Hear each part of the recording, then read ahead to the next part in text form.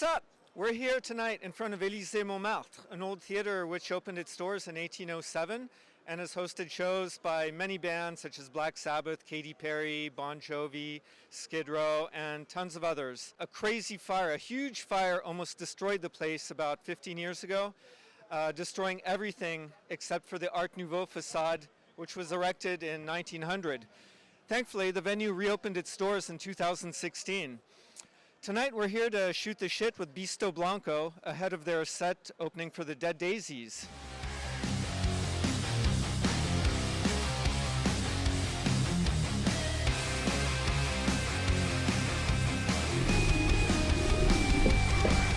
We're here with Beasto Blanco. We're here with Chuck Garrick, mastermind and guitar player, and Yann Legros on bass. So a few quick questions because you're about to play tonight, opening for Dead Daisies. Your new album came out in July. The name Kinetica implies movement. Do you see your music as being somewhat in motion? How has it evolved? I think I see our band as being in motion. I mean, I think being an artist, it's important to always continue to keep moving in whatever direction. I don't like the idea of staying stagnant. Yeah, I was changing a bit. Yeah, I think, as being a songwriter and being an artist, I think it's good to always surround yourself with people that inspire you, that encourage you, and also just bringing in something different, where somebody like Chris Harms from Lord of the Lost did on Kinetica, which he really did take a different approach, still applying what Beasto Blanco was or is, but also just made it just a little different and really had to, really had me trying new melodies and new lyrical ideas. So I think it's always important to keep moving as an artist and as a songwriter. The title Kinetica, it also evokes cinematic imagery, which obviously plays a lot into your music and the show itself. Yeah, I think that was definitely intentional. Calico came up with the name, and she loved the idea of the kinetic energy, added an A to add a little feminine side to it as well. And the thematic theme is definitely something we're involved in. I mean, Calico's a director, she's a writer, and we see ourselves always on a bigger screen, not only on the stage. So when you notice when you're listening to Beasto Blanco, it creates a lot of imagery in your mind if you just let your imagination take over. How does the saying go? Think big or go home, right? That's it. That's it. Exactly. How are songs born with you? Do they start with a title, a lyric, a riff, or when you guys are jamming in the studio? It could be all of that. Yeah. It could be a lyric, it could be a guitar riff that somebody's been sitting on for a while and they don't know what to do with it, and they're like, hey, maybe, if I present it to the rest of the guys and the girl, they'll take it to a new dimension, and it's going to be Beasto. Okay. And you also play guitar, because you play guitar and bass, as we know. He does. Well, I'm a good-looking guitar stand. Let's put it that way, but I can play a chord or two. Kinetica, as you mentioned, was produced by Chris Harms from Lord of the Lost, who represented Germany at the Eurovision contest. There's a musical and conceptual kinship between the two bands. How did that collaboration come about? Yeah, there was a gentleman by the name of Eric Burton that connected the two of us together. Eric came and saw Beasto play in Frankfurt a couple of years ago, or 2 years ago, and he thought instantly that Chris Harms would be a good guy to produce the record. Like we knew that we kind of came from the same backgrounds as far as the outreach that we were looking for musically and sonically, but also visually. We wanted to, it was important for us to put some sort of, direction towards the music, some video direction, visuals. And Chris Harms was gonna give us that, and he did. He did a really good job creating that visual for us on the record, and Calico took over from there. At about 36 minutes, Kinetica packs a very tight punch. Yeah. It feels like the perfect album runtime, actually, like those albums in the 70s. Yeah. Whereas when CDs came out, they were like, an hour, and bands were forcing themselves to write like 13, 14 songs.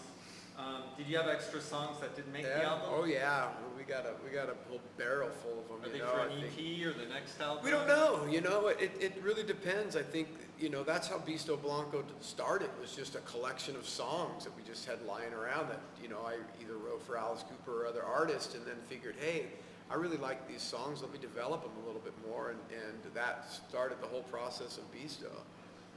But yeah, 36 minutes, whatever. You know, everyone's attention span's a little bit shorter perfect. nowadays. Yeah, that's you true. know? As modern as we do sound now, you know, as we evolved, we all are very old school minded at the same time. You know, Chuck and I are big vinyl lovers, so you know that's We are too. It's the perfect length for an album. So Yeah. maybe that's our tip to the hat to the '70s and you know old school rock. Yeah, You know? for sure. So rock and roll or heavy metal and horror, what's the connection? Why do they work so well together? You know, I mean, I think they go hand in hand with the rock and roll and heavy metal. There needs to be a villain. As heavy metal has started to develop, it started to take on sort of this more horror type theme.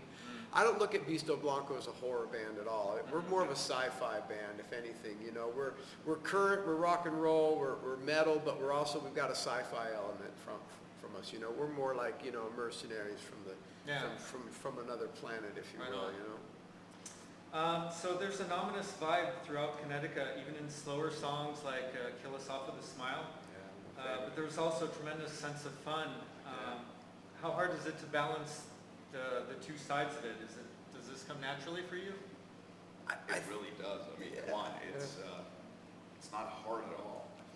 We have a great image on stage visually that, you know, obviously Calico and Chuck really created, but at the same time there's so much old school rock and roll sonically in what we do, and I think that's just a great marriage. And I think it's pretty natural, isn't it? Yeah, I think so. I think a lot what we'll do when we're writing too is we'll take a look at the songs that we have. I mean, we Yeah. don't just record, you know, 10 songs or 11 songs. I mean, we record and we demo out a bunch of songs, and we just start picking songs that are kind of just are fitting into the record and Yeah. what's missing, what's lacking. A song like Kill Us Off with a Smile was, I think, second to last song we did on the record. Really?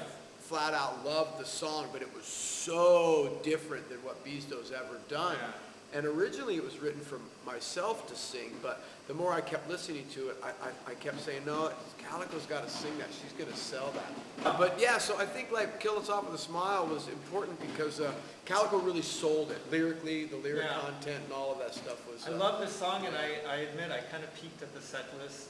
And, Yeah, I yeah. don't think you're playing it. No, Why you know, not? well, you know, tonight we have a 40-minute set. Oh, okay. And you know, and it is a song that will end up in our set at some point. Yeah. But you know, when you've got 40 minutes to kind of tell the story, let the audience in, get them interested enough to buy the record, then they discover songs like Slide, Kill Us Off with a Smile, Skull Rider, and then they go back catalog to our last 3 albums.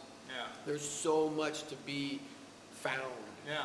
And, you know, we've got hours worth of songs that we could play, but it really is important for us to tell a story in 40 minutes musically Yeah. and theatrically. Yeah, it's Well, you talking kind of about want to get choices. bits and pieces from other albums too, and you know, it's like, you know, putting an album together is kind of like putting a set list together. You want a certain flow. Yeah. So, you know, you The may go, dynamic. hey, this song may not be great as a second song on the record, but it may very well be a killer song closing the record, you know. Musically, the band is an interesting beast. It's classic rock melodies with industrial metal instrumentation. You've built a career in hard rock, but what other styles do you guys listen to? And how do they influence Beasto Blanco? I listen to everything, man. I really try to stay open-minded, even to some music that I can easily find just not very entertaining or good. I will still listen because there's a reason why it's getting the attention it's getting. I think that, you know, I'm born from, you know, classic rock. Like I grew up with Queen and AC/DC and Black Sabbath and Motorhead and, you know, all of those bands that just, you know, just got this kid into music. And then from there, I just branched out and discovered more bands. And even, you know who's Dead Daisies are great at that. They're great at incorporating the classic sounds, and they all grew up on the same stuff as well. So I think we're just a product of our musical environment, man. So John Lennon, he famously quipped that French rock is akin to English wine. Are there any French rock bands that you're aware of or that you dig? I don't think it's a rock band, but wasn't Daft Punk from? Yeah, they're French. They're French, right? They're French, a duo. They're from Yeah. Paris, more electronic music. Thank God I got that one right. Yeah. Well, you got one. Do you know of any French bands? You know what? I honestly am sitting here thinking right now. Nothing's coming to mind other than I love the food and I love the culture here. So Right on. That's good enough. Yeah. One unique aspect of the band is the dual vocals, the way your voices and personalities interact and mesh together. It creates a compelling dynamic, Yeah. both on stage and on record. Yeah. Was Beasto Blanco always intended to Yeah.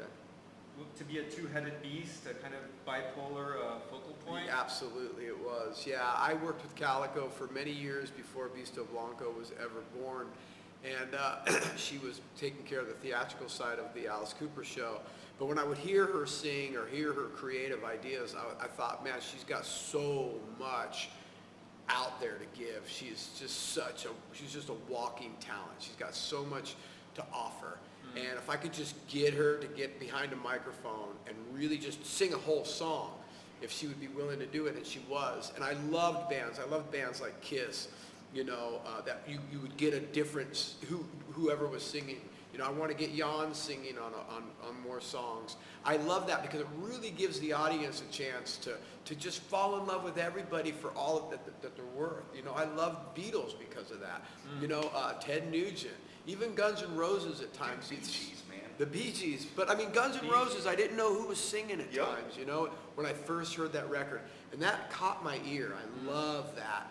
And I just think that's important for when you have when you're surrounding yourself with talented musicians, let's use all their abilities. This band isn't just about Calico and I. I want everyone to shine, it's important. There's Okay. no limit to creativity. No, there really isn't. Well, you've been Alice Cooper's bass player for over 15 years now, and is it fair to say that Alice Cooper's influence is Oh, it's present? undeniable, right? I mean, I've been paying attention to what him and Shep do when it comes to designing shows and writing songs and working with people and what's important, what's not important. Those guys are the teachers. I've really learned a lot from Alice and Shep. Yeah. So I think there's a rule in California that if you're a hard rock musician, you have to play in LA Guns at some point. Do you have Yeah. any interesting anecdotes or stories from that time? Yeah. Well, yeah. The trick to playing in LA Guns is don't ask how much you're getting paid. Ah. You also played with Dio around that time. Yeah. How was that experience? And That's what was your what- favorite Yeah. material? Was it the Dio or Sabbath? Look, or man, Dio Rainbow was material?